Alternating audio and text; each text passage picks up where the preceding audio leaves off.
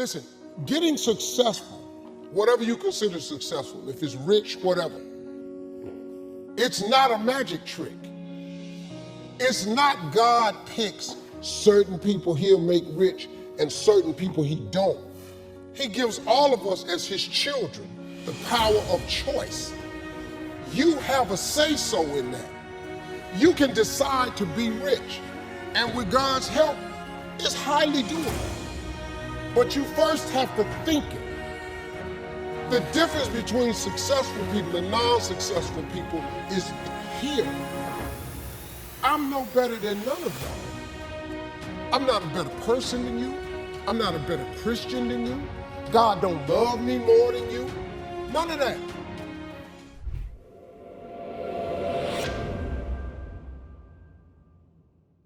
If you don't believe in God, this conversation ain't for you. I'm not talking to you. I'm talking to people who are spiritually based. What makes it hard is your lack of belief that it can happen for you. The fact of it is, though, it's very doable. See, but you got to change, though. If you keep doing what you've been doing, you're going to keep getting what you've been getting. So if you're at a place in your life and you ain't happy with it, you have to change some things. But you have to make a conscientious decision that you're going to change. And it's not dependent on anybody else. There's two people born in the hospital. This person is born in the hospital that's going to get a job. And somebody born in the hospital that's going to get them a job. You get to decide which one. You walk in the house, you pick up the remote control. Let me teach you how this works. And you press the power button. When I told you 2019 will be the best year of your life, but you have to claim it. You have to expect it. You grab your remote, you press the power button. What do you expect to happen?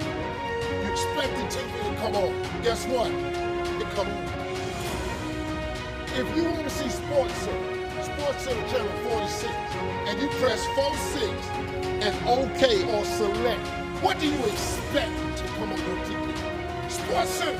And guess what show up? Sports Center. They got the concept of creating a remote from the Bible. God created us in his image. God thought of this world. He thought of it, so he created it. So he made you just like him, that your thoughts can create things. There is a scripture, Habakkuk 2:2. It says, write the vision and make it plain, so that he who reads it will run to it. And even though it tarry means take a long time, wait for it, for surely it will come at an appointed time. That's in the Bible.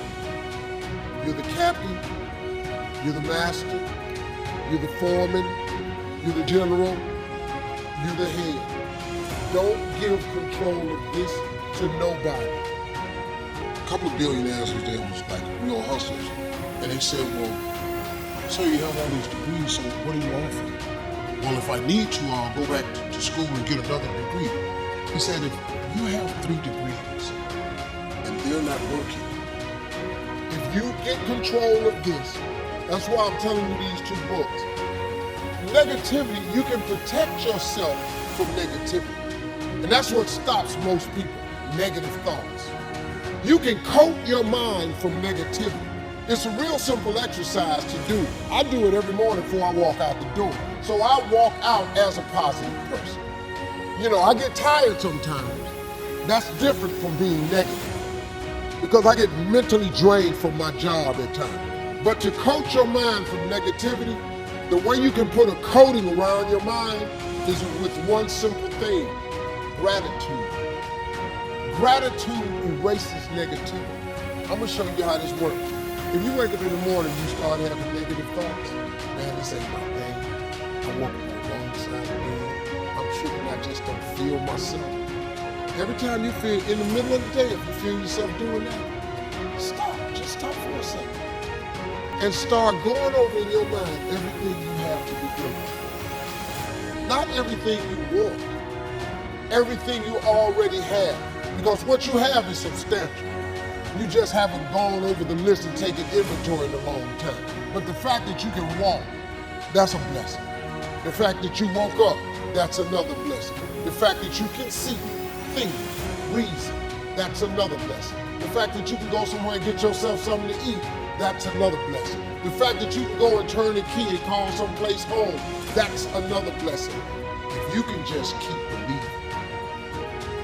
when nothing in you is working, all your external forces have given way. If you can just manage to somehow keep hoping, just hope.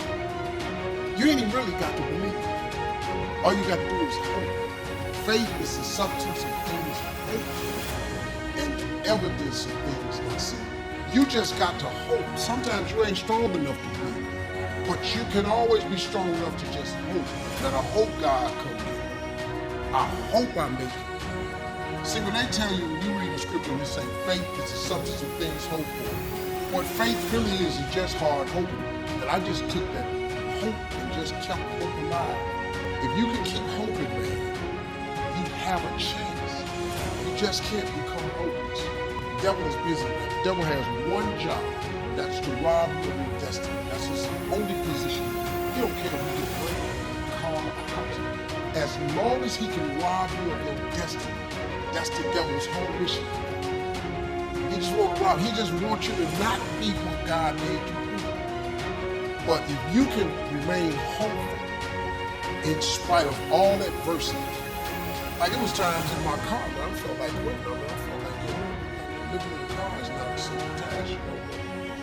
I just, some days I just said, man, God, if you can just go to bed and just wake up tomorrow, every time you wake up, that's a sign from God that he ain't through with you. If you want to be successful and you want to be happy, those are the two things that's common amongst most people. You're looking at a person who was neither one of those for a long period in my life. Like, a lot of pain in my life, more than nobody else. I just had a lot. But I learned along the way, everything that's happening to you is God is processing.